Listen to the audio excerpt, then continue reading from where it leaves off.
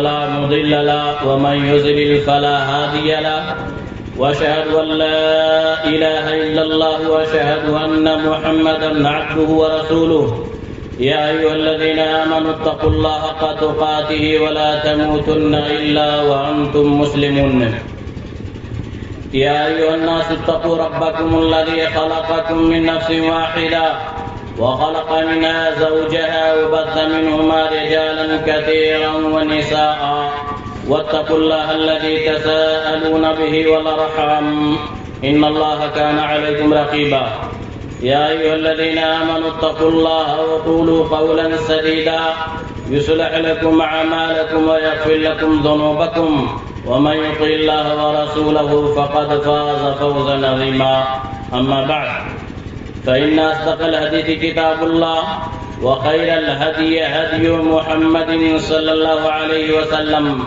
وشر الأمور محدثاتها وكل محدثة بدعة وكل بدعة ضلالة وكل ضلالة في النار.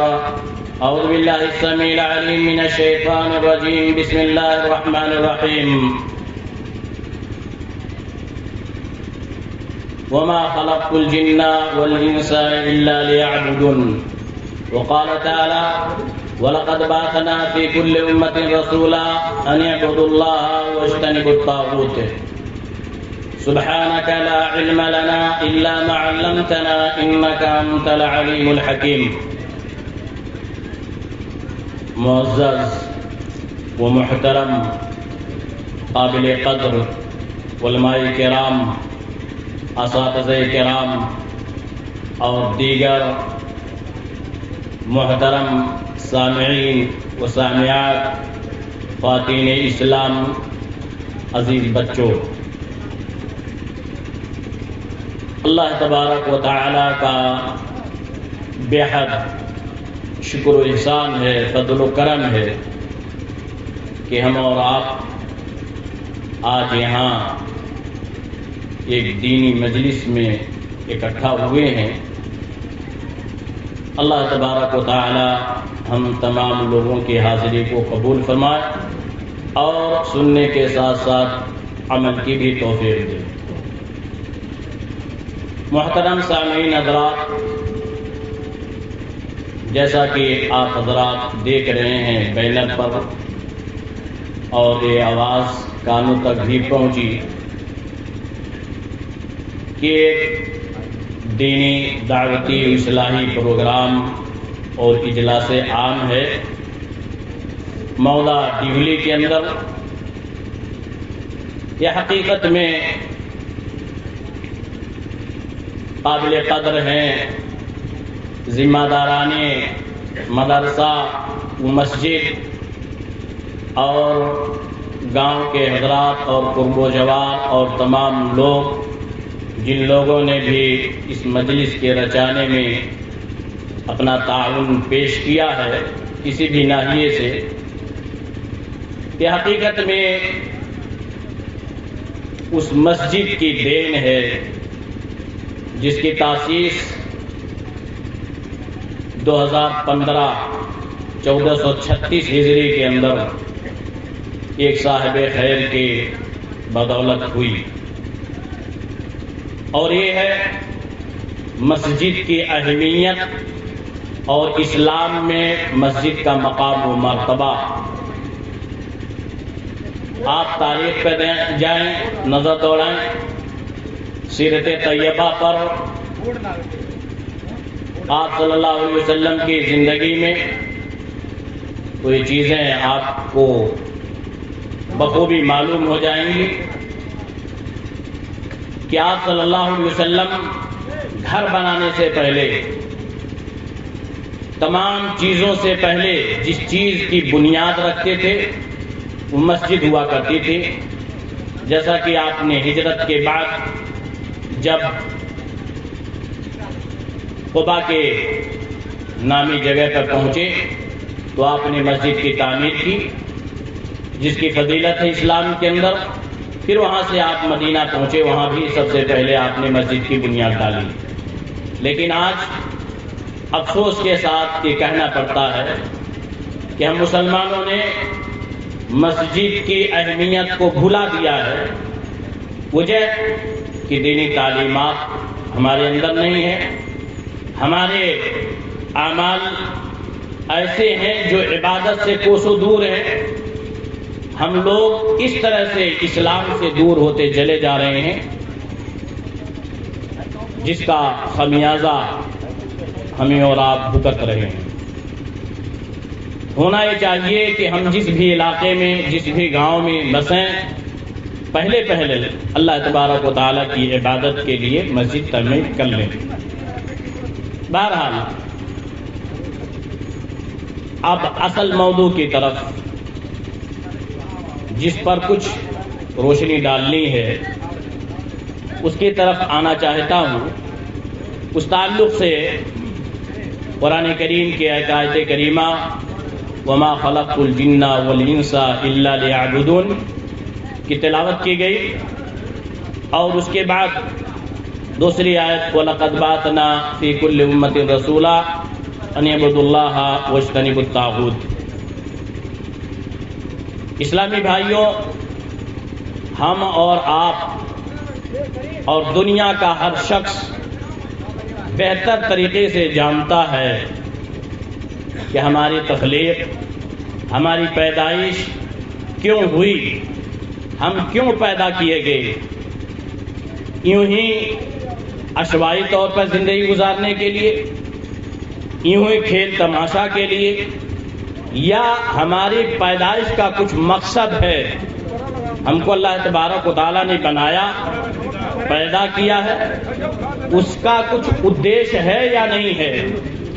ہم کوئی بھی چیز بناتے ہیں، کسی کام کو کرنے کے لیے تیار ہوتے ہیں تو ہمارے سامنے ایک پلان ہوتا ہے، ایک مقصد ہوتا ہے، اور جب تک ہم اس مقصد اور پلان کو سامنے رکھتے ہوئے کام نہیں کریں گے تو اپنے اس پلان کے اندر فیل ہو جائیں گے، کامیابی کے مرحلہ تک نہیں پہنچ سکتے۔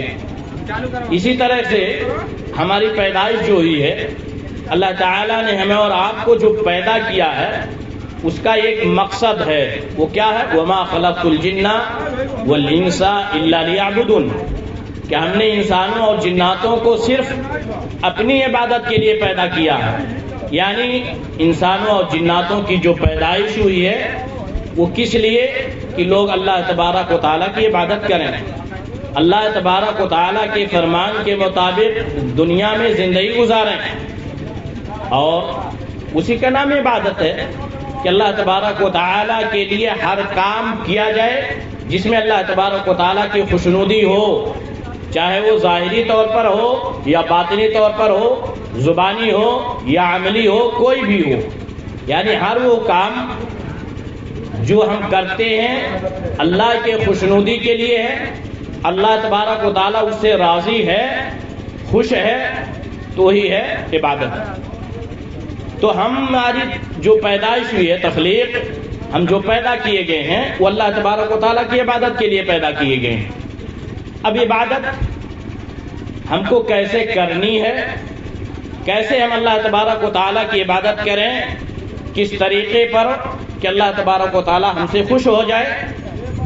وہ یہ ہے کہ انبیاء کرام کا سلسلہ اللہ تبارک و تعالیٰ نے ہر قوم کے اندر بھیجا ہے۔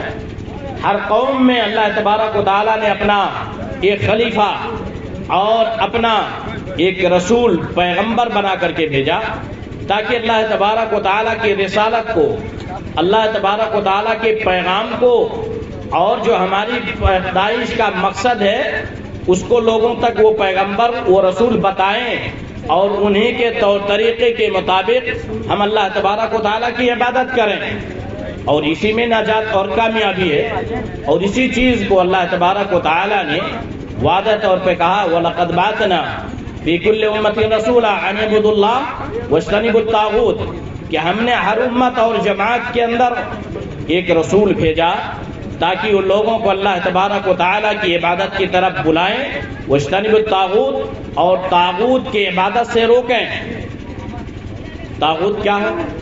کل ما عبد من دون اللہ، اللہ تعالیٰ کے علاوہ جس چیز کی بھی عبادت کی جائے، کس کی بھی، چاہے انسان ہو، شجر و حجر ہو، جن ہو، بھوت ہو، پریت ہو، کوئی بھی شخص جس کی بھی عبادت کی جائے گی اللہ کے علاوہ اسے طاغوت کہا جائے گا۔ تو عبادت ہمیں کرنی ہے اللہ تبارک و تعالی ہی کے لیے اور انبیاء کرام کے طریقے پر، اور ہم جن کے امتی ہیں وہ آخری نبی جناب محمد الرسول اللہ صلی اللہ علیہ وسلم کے طریقے پر ہم کو عبادت کرنی ہے، اور ہمیں عبادت کے لیے ہی پیدا کیا گیا ہے بہرحال، اور اسی کا نام توحید ہے۔ ہم جب اللہ ہی کی عبادت کریں گے اسی کا نام توحید ہے، اور توحید کے معنی وہی ہے افراد اللہ تعالی بالعبادہ اور بالربوبیہ اور بالاسماء و صفات، اللہ تبارک و تعالی کو ایک جاننا، اللہ کو ایک ماننا تمام چیزوں کے اندر، تمام چیزوں میں۔ ایک ہے ربوبیت کے تعلق سے، یعنی آسمان کا، زمین کا، انسانوں کا، جناتوں کا، تمام مخلوقات کا، تمام چیزوں کا بنانے والا، پیدا کرنے والا، روزی دینے والا اور سب کچھ کرنے والا صرف کون ہے؟ اللہ تبارک و تعالی ہی کی ذات ہے۔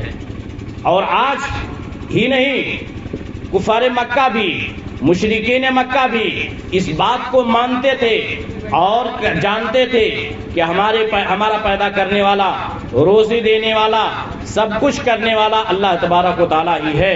اور آج بھی یعنی جو غیر مسلم ہیں وہ اس بات کا بھی اقرار کرتے ہیں کہ جو کچھ کرنے والا ہے وہ اوپر والی ذات ہے، یعنی اللہ تبارک و تعالی جو تمام چیزوں کو کر رہا ہے اور جس کی نگرانی میں تمام چیزیں ہو رہی ہیں، اور پیدا کرنے والا، روزی دینے والا سب کچھ اللہ تبارک و تعالی ہی کی ذات ہے۔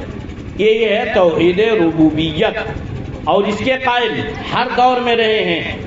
اور انبیاء کرام کی جو بعثت ہوئی ہے، انبیاء کرام کی جو بعثت، انبیاء کرام جو دنیا میں تشریف لائے، آدم سے لے کر کے نوح علیہ الصلوۃ والسلام، اس کے بعد آخری کڑی جناب محمد رسول اللہ صلی اللہ علیہ وسلم، وہ لوگ جو جس مشن کو اور جس چیز کو لے کر کے آئے اور جس چیز میں انسانیت کے اندر خلل اور کمی پائی گئی وہ تھی توحید الوہیت، توحید عبودیت۔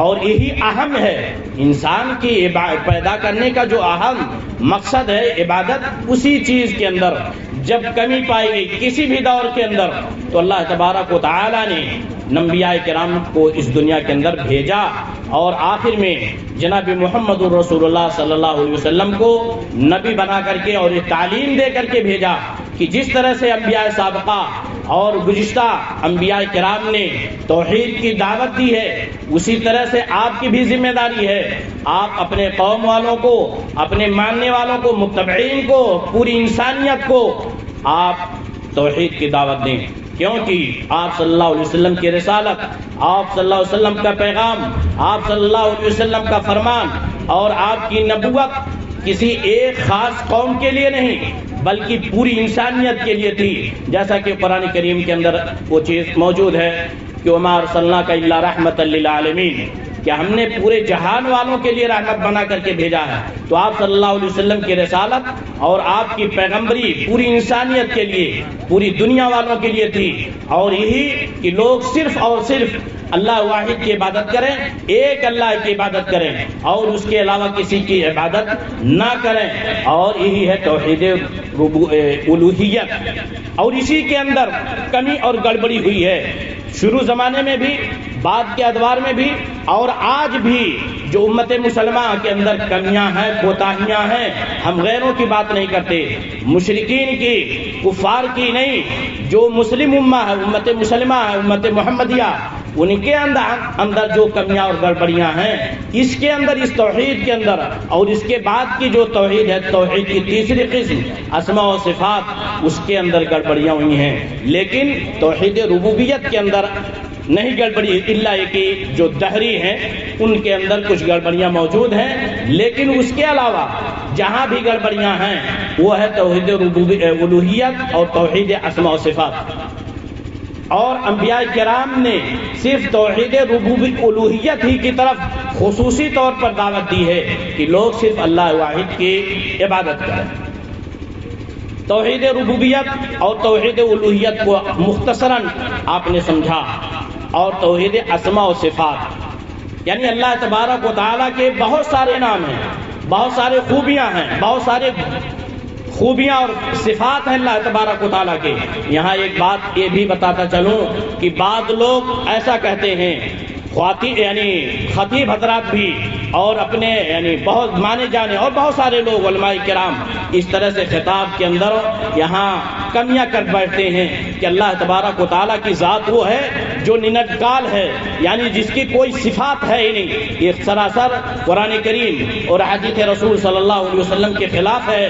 اللہ تبارک و تعالیٰ کے لیے صفات ثابت ہے، اور اللہ تبارک و تعالیٰ کے نام اور صفات قرآن و حدیث سے ثابت ہیں۔ اللہ کے رسول صلی اللہ علیہ وسلم نے واضح طور پر بتا دیا ہے، قرآن کریم میں خود اللہ تبارک و تعالیٰ نے اپنی ذات کے لیے بہت ساری صفاتوں کو گنایا ہے، شمار کیا ہے۔ مثلا اللہ تبارک و تعالیٰ سنتا ہے، اللہ کے پاس کان ہے، ہاتھ ہے، کان ہے، ناک ہے، پیر ہے، غصہ ہوتا ہے، نازل ہوتا ہے، ہنستا بھی ہے، بہت ساری خوبیوں کا حامل اللہ تبارک و تعالیٰ ہے۔ اور آج بہت سارے لوگ اس طرح سے ہیں جو لوگوں کے سے داد حاصل کرنے کے لیے اور لوگوں کے یہاں اپنی مقبولیت پیش کرنے کے لیے اس طرح سے تعویل فاسد کرتے ہیں کہ گویا کہ وہ تعویل قرآن کریم کی تحریف کر رہے ہیں کہ اللہ تبارک و تعالیٰ کی ذات نرکال ہے۔ ہرگز نہیں، لیسا کمثلہ شیء وهو السمیع البصیر، اللہ کے مثل تو کوئی چیز نہیں ہے، اللہ تعالیٰ کی طرح کوئی چیز نہیں ہے، لیکن وہ سنتا بھی ہے اور دیکھتا بھی ہے۔ بہرحال اس تفصیل میں نہ جا کر کے میں یہ بتانا چاہتا ہوں کہ توحید ہی اصل ہے، اور توحید ہی کے لیے تمام لوگوں کی پیدائش ہوئی ہے، تمام لوگ اسی لیے پیدا کیے گئے ہیں۔ یہ توحید کیا ہے، اس کی اہمیت کیا ہے، اس کا مقام اور مرتبہ کیا ہے، اس کی فضیلت کیا ہے، اس کی فضیلت کے بارے میں یہ جان لیں یقیناً مختصراً کہ توحید ہی کے اندر نجات ہے، توحید ہی کے اندر دنیا اور آخرت میں نجات ہے۔ اگر کوئی شخص موحد نہیں ہے اور اللہ تبارک و تعالیٰ کے لیے ہی صرف عبادت نہیں کرتا، اللہ تعالیٰ ہی کو رب نہیں مانتا اور اللہ کے لیے اسماء و صفات کو ثابت نہیں کرتا، تو گویا کہ اس کے لیے نجات نہیں ہے۔ لاکھوں عبادتیں کرے کسی بھی ناحیے سے، لاکھوں صدقہ خیرات کرے، لیکن اگر توحید کے اندر خلل ہے، موحد نہیں ہے، تو اس کے لیے کامیابی دنیا کے اندر ہی نہ اور آخرت میں تو کامیابی مشرکوں کے لیے ہے ہی نہیں۔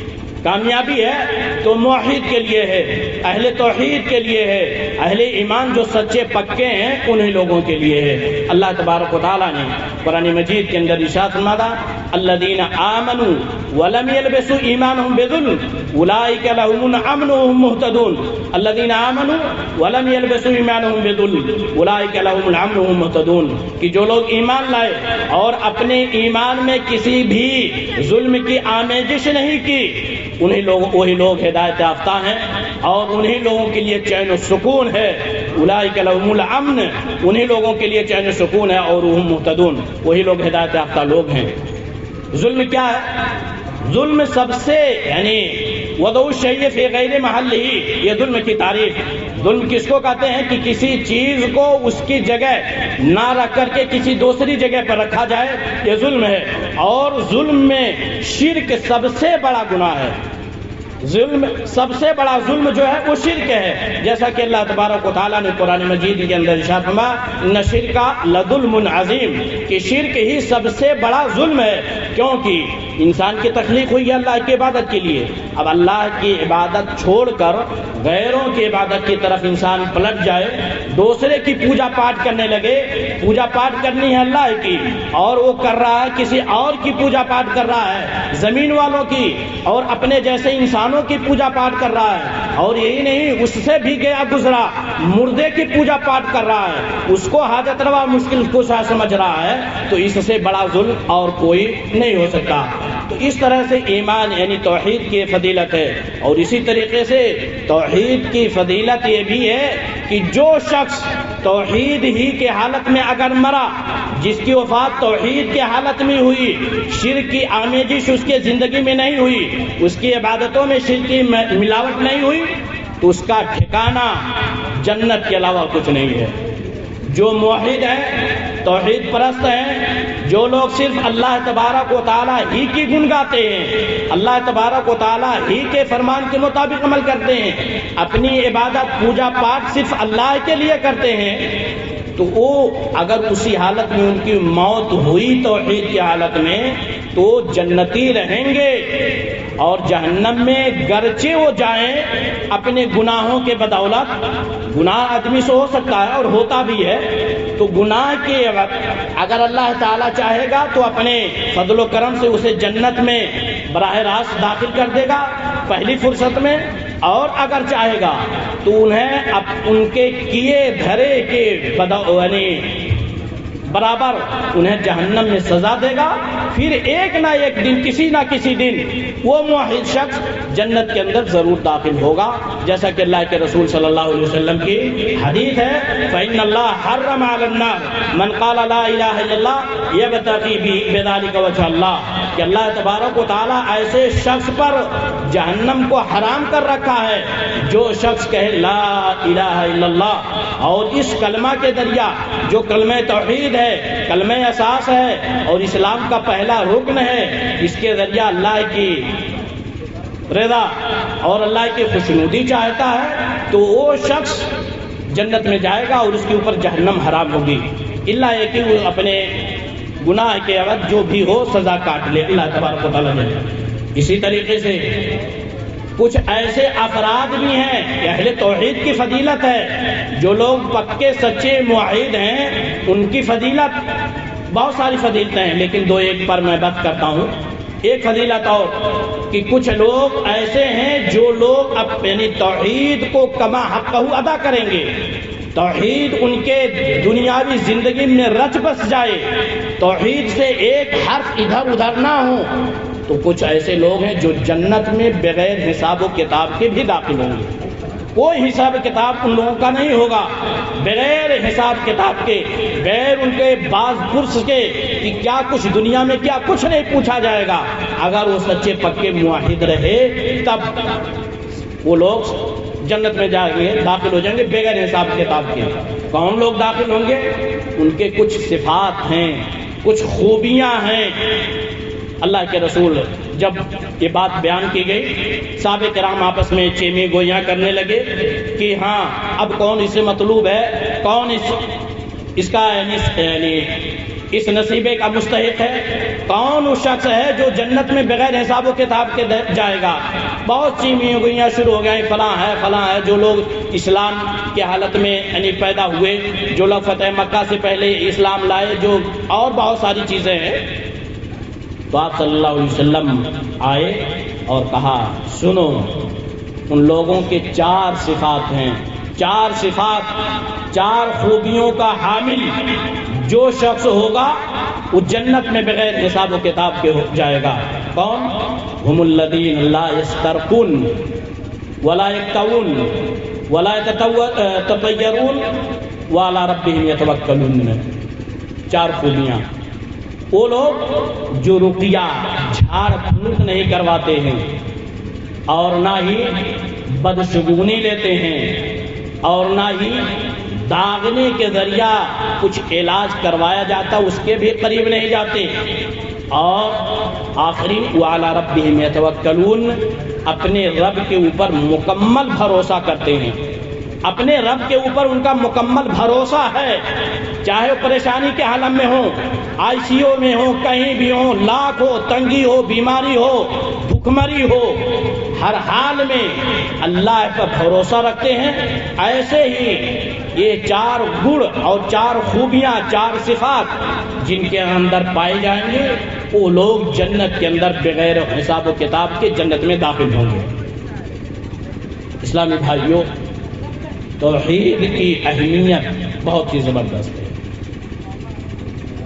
توحید ہی سب کچھ ہے۔ اگر توحید نہیں، انسان اپنے رب کے اوپر بھروسہ نہیں کیا ہے، عبادت اسی کے لیے نہیں کر رہا ہے، تو وہ چیزیں گویا کہ اس کے لیے فائدے مند نہیں ہو سکتی ہیں، سود مند نہیں ہو سکتی، وہ خسارہ اٹھانے والوں میں سے ہو جائے گا۔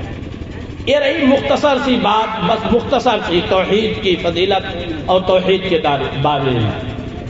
اب آج اس کے اپوزٹ میں دیکھیں، توحید جس طرح سے اہم ہے، توحید کا ماننے والا، توحید پر قائم و دائم رہنے والا، توحید پر مرنے والا جنتی ہوگا، اس کے برعکس شرک ہے، مشرک ہے، ان کا حشر کیا ہوگا؟ شرک کیا ہے؟ کیا ہمارے اندر شرک موجود ہے؟ ہماری یعنی سماج میں ہم اپنے آپ کو اہل حدیث کہنے والے، اہل حدیث کے علاقہ میں رہنے والے، کیا شرک ہمارے اندر، ہمارے ماؤں بہنوں میں، خواتین میں، ہمارے گاؤں گھر میں شرک موجود ہے کہ نہیں ہے؟ اس کی طرف بھی سرسری نظر ڈال لیتے ہیں۔ شرک کیا ہے؟ شرک یہ ہے کسی کو ساجھی ملا لینا، شامل کر لینا۔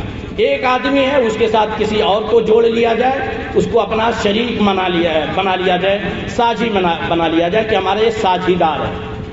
اور اصطلاح میں شرعاً جسے کہا جائے گا کہ اللہ تبارک و تعالیٰ کی عبادت میں کسی اور کو شامل کر لیا جائے، جس طرح سے کفار مکہ کرتے تھے۔ اللہ کے رسول صلی اللہ علیہ وسلم کے دور میں کفار مکہ خانہ کعبہ کا طواف بھی کرتے تھے، اللہ کی بھی عبادت کرتے تھے، اور اس کے ساتھ اوروں کی بھی عبادت کرتے تھے۔ کسی کو کچھ سمجھ رکھا تھا، کسی کو کچھ سمجھ رکھا تھا۔ خانہ کعبہ میں 360 بتیں رکھے ہوئے تھے، لات، منات، عزا، فلاں ٹھکاں۔ لوگ اللہ کی عبادت کے ساتھ ساتھ، طواف کے ساتھ ساتھ، اللہ کی بھی عبادت کے ساتھ اوروں کی بھی عبادت کرتے تھے، اور اس خامی کو دور کرنے کے لیے اللہ کے رسول صلی اللہ علیہ وسلم کی بعثت ہوئی ہے۔ اور اس وقت کے مشرکین اور اس وقت کے کفار ایک جو کلمہ توحید ہے، لا الہ الا اللہ محمد الرسول اللہ، اس کے معنی کو سمجھا تھا مشرکین نے، لیکن آج کے مسلمان لا الہ الا اللہ کے معنی کو نہیں سمجھتا۔ حضرت ابو طالب سے اللہ کے رسول صلی اللہ علیہ وسلم نے جب اپنے چچا ابو طالب سے کہا، چچا اس کلمے کو ہمارے کان میں پڑھ دو، میں اللہ تبارک و تعالیٰ کے ہاں آپ کی بخشش کرا لوں گا۔ ابو طالب سمجھتا تھا کہ لا الہ الا اللہ کے معنی کیا ہے؟ لا معبود بحق الا اللہ، کہ اللہ تبارک و تعالیٰ کے علاوہ کوئی معبود حقیقی ہے نہیں۔ معبود دنیا میں بہت سارے ہیں، کروڑوں معبود ہیں، مسلمانوں کے ہاں بہت سارے معبود ہیں، غیروں کے ہاں ہمارے دوسرے جو اخوان بھائی ہیں، کافی یعنی ہندو بھائی ہیں، ان کے ہاں بھی بہت سارے معبود ہیں۔ معبود وہ ہیں جس کی بھی عبادت کی جائے وہ معبود ہے۔ معبود کے معنی ہوئی ہے، تو لا الہ الا اللہ کا معنی ہوا لا معبود بحق الا اللہ، اللہ کے علاوہ کوئی معبود حقیقی ہے ہی نہیں۔ حقیقت میں اگر کوئی پرستش کے لائق ہے، پوجا پاٹ کے لائق ہے، تو صرف اللہ تبارک و تعالیٰ کی ذات ہے، جو عرش پر مستوی ہے، ساتوں آسمان کے اوپر ہے، اور اس کے باوجود ہم سے قریب ہے، ہم سے قریب ہے، ہمارے ساتھ ہے۔ وہ عقیدہ کا مسئلہ ہے، دوسرے طرف بات چلی جائے گی۔ تو یہ ہے کہ اللہ تبارک و تعالیٰ کے ساتھ کسی کو شریک کر لینا عبادت میں۔ اور آج میں جس بات کی طرف اشارہ کر رہا ہوں کہ آج کے مسلمان لا الہ الا اللہ کو بھی پڑھتا ہے مسلمان، اور پھر غیروں کے دروں پر، قبروں کے پاس جا کے، مجاوروں کے پاس جا کر کے، فلاں ٹھکا کے پاس جا کر کے، پیٹ پالتو ملاؤں کے پاس جا کر کے، اور بہت سارے لوگوں کے پاس جا کر کے اپنی حاجت کو پیش کرتا ہے، اور اس کے بعد پڑھتا بھی ہے ایاک نعبد و ایاک نستعین۔ کیا معنی ایاک نعبد و ایاک نستعین؟ اے اللہ ہم تیری ہی عبادت کرتے ہیں اور تجھی سے مدد چاہتے ہیں۔ کہاں ہی اللہ کی عبادت ہوئی؟ ادھر نماز پڑھا، ادھر جا کر کے مغلہاں کے بابا کے پاس، فلاں کچھوچا، فلاں ہاتھی، فلاں ڈھکا کے پاس سب بھی جھکا رہا ہے۔ یہ اللہ کی عبادت ہوئی؟ ہرگز نہیں عبادت ہوئی۔ آپ خالص نہیں ہوئے۔ جو شخص ایسا کر رہا ہے وہ اللہ کا خالص عبادت کرنے والا نہیں ہوا۔ اس کے عبادت میں تو آمیزش پائی گئی، ملاوٹ پائی گئی، اور جب ملاوٹ ہو جائے گی تو اللہ تبارک و تعالیٰ کے ہاں اس کے اعمال اکارت اور برباد ہو جائیں گے۔ قرآن کریم میں اللہ تعالیٰ نے شرک کی قباحت کو بیان کرتے ہوئے کیا کہا؟ انبیاء سے مخاطب ہو کر کے کہا، اور اس دنیا کے سب سے عظیم ہستی، سب سے عظیم شخصیت جس کو دنیا نے جس طرح سے دنیا نے دیکھا نہیں ہے اور نہ دیکھے گی یہ دنیا، نبی پاک صلی اللہ علیہ وسلم، جن کے بارے میں قرآن کیا کہہ رہا، لئن اشرکت لَيَحْبَطَنَّ عَمَلُكَ وَلَتَكُونَنَّ مِنَ الْخَاسِرِينَ۔ اے محمد، اگر آپ نے بھی شرک کیا تو آپ کے بھی اعمال اور اکارت اور برباد ہو جائیں گے، آپ کا کیا دھرا سب کچھ ملیا میں ہو جائے گا۔ یہ نبی پاک صلی اللہ علیہ وسلم کے تعلق سے ہے۔ وَلَوْ أَشْرَكُوا لَحَبِطَ عَنْهُمْ مَا كَانُوا يَعْمَلُونَ۔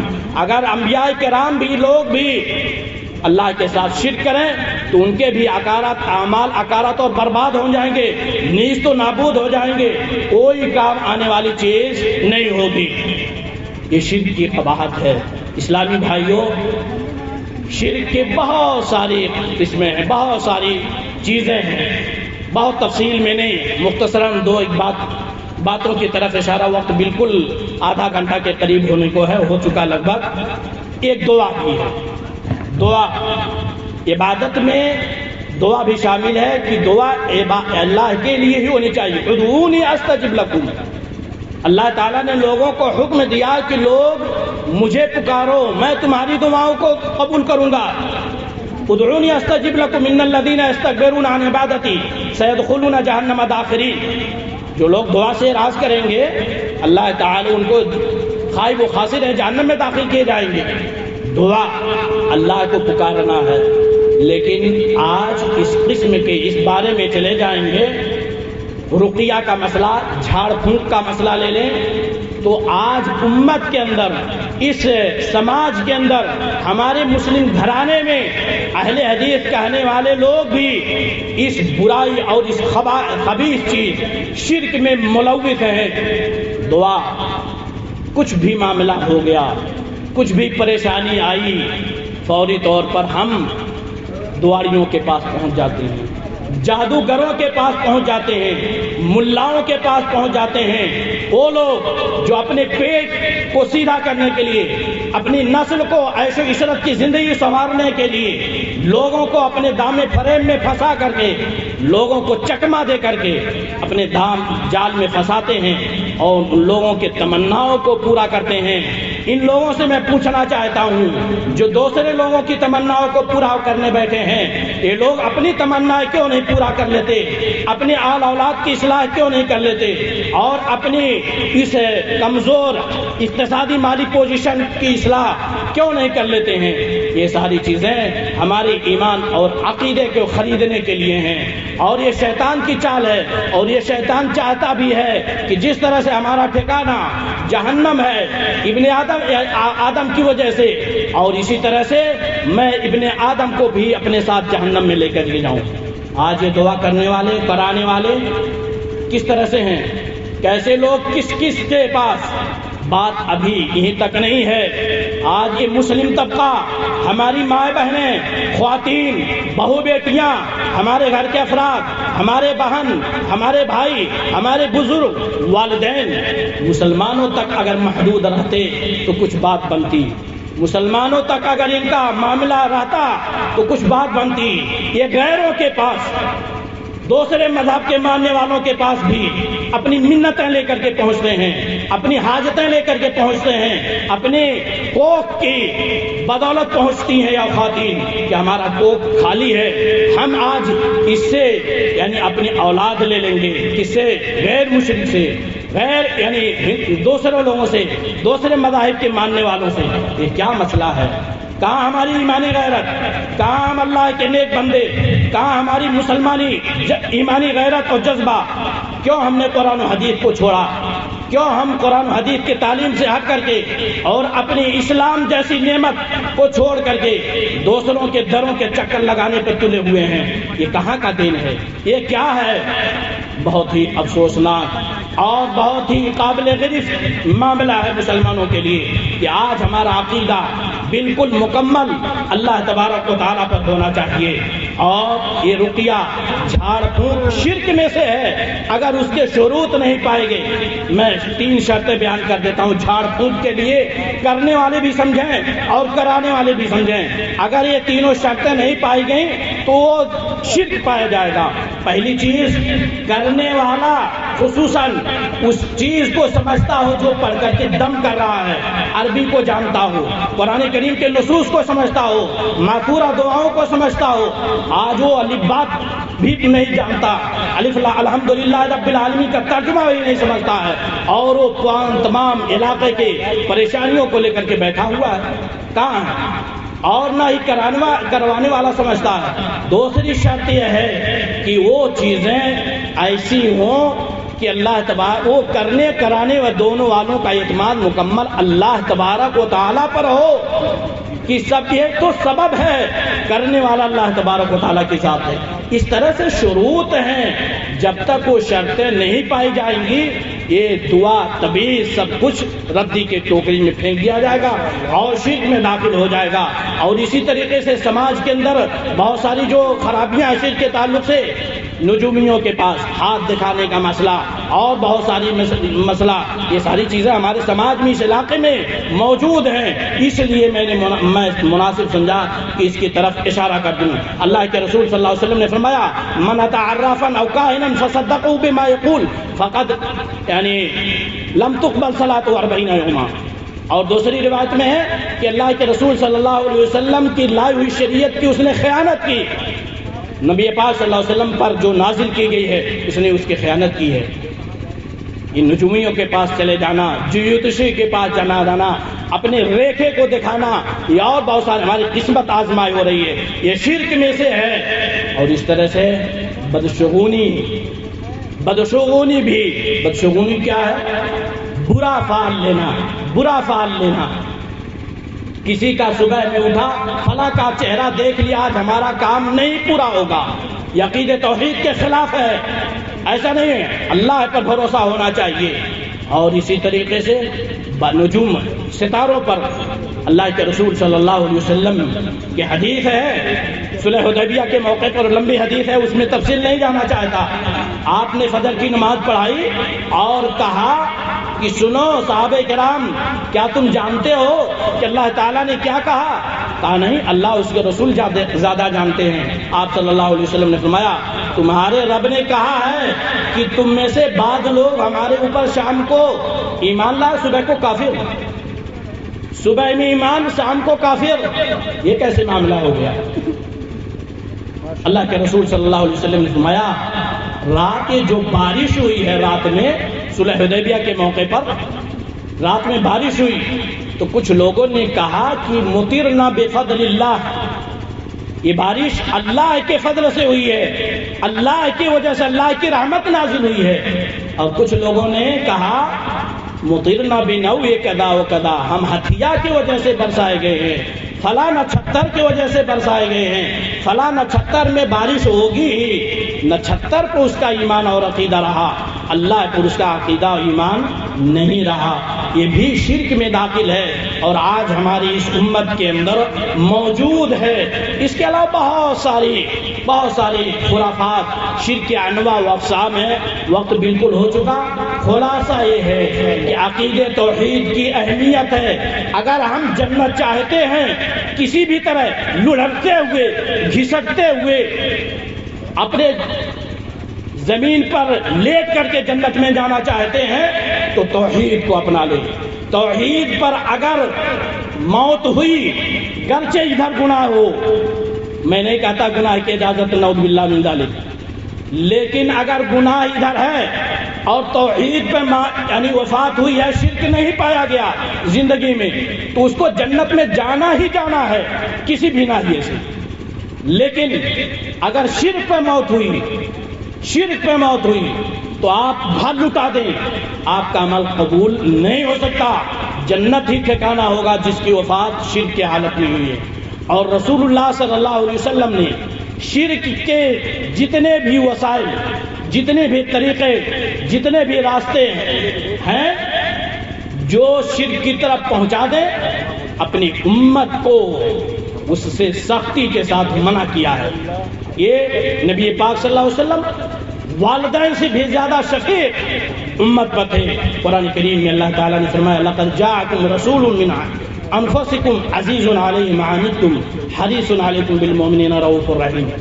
اسلامی بھائیوں، خلاصہ کلام کہ ہم جس طرح سے مسلمان ہیں، ہم کو اسلام کی نعمت ملی ہے، اور اسلام کی نعمت کے ساتھ ساتھ منہج سلف، کتاب و سنت، قرآن و حدیث کے مطابق چلنے کا ہم کو سیدھا راستہ ملا ہے۔ اللہ تبارک و تعالیٰ کی توفیق سے ہم اس پر قائم اور دائم رہے۔ بہت سارے مسلمان ایسے ہیں جو شرک کے ملوث ہیں، بہت سارے ہمارے رشتہ دار، قریبی، بہت سارے پڑوسی، توفیق نہیں ملی کہ وہ توحید پہ گامزن رہ سکیں۔ اس لیے اس کی اہمیت کو جانیں، اس کو اپنے سینوں سے لگا لیں، اور یہ کوشش رہے وَلَا تَمُوتُنَّ إِلَّا وَأَنْتُمْ مُسْلِمُونَ کہ جب وفات ہو تو اسلام کی حالت میں وفات ہو۔ یہ ہمارا تمام لوگوں کا ایک امنگ اور چاہت ہونی چاہیے۔ اللہ تبارک و تعالیٰ سے دعا ہے کہ اللہ تبارک و تعالیٰ ہم تمام لوگوں کے دلوں کے اندر اسلام کی محبت پیدا کر دے، کتاب و سنت کی محبت پیدا کر دے۔ یا العالمین، عقید توحید سے جو ہمیں تو مالا مال کیا ہے، تمام لوگوں کے دلوں میں عقید توحید کی محبت پیدا کر دے۔ ہمارے اندر، ہمارے سماج میں جو کمیاں کوتاہیاں توحید کے تعلق سے ہے، لوگ جس چیز کو سمجھ کر کے کر رہے ہیں اور گرچہ وہ نہ سمجھتے ہو کہ شرک ہے، انہیں شرک کی تعریف اور شرک کی باتوں کو سمجھنے کی توفیق دے دے۔ الہ العالمین، اس مجلس کو تو کامیاب بنا۔ یہ مجلس جس مقصد کے تحت رچائی اور بسائی گئی ہے، الہ العالمین اس مجلس کو اس مقصد میں کامیاب بنا۔ اصلاحی جو پروگرام ہے، ہم تمام لوگوں کے دلوں کی تو اصلاح فرما دے، ہمارے عقید توحید کی تو اصلاح فرما دے۔ اقول قولی ھذا استغفر اللہ لی ولکم ولسائر المسلمین فاستغفروا۔